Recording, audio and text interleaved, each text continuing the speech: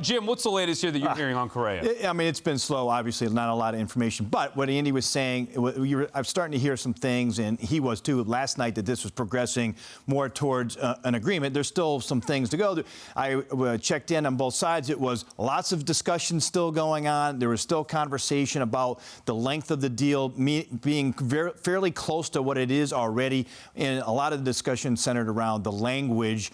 If he has an issue with the ankle, what would that look like?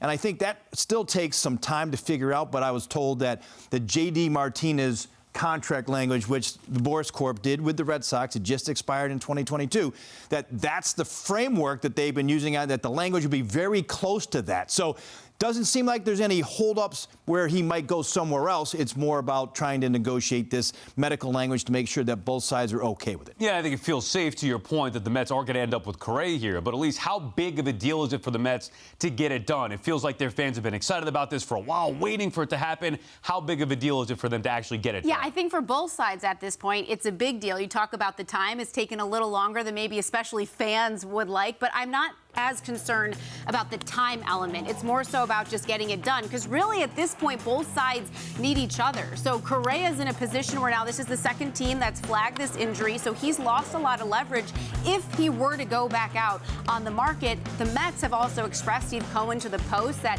this is that final piece. This is what they want. And so there's want and need on both sides. So that's where I think it will get done.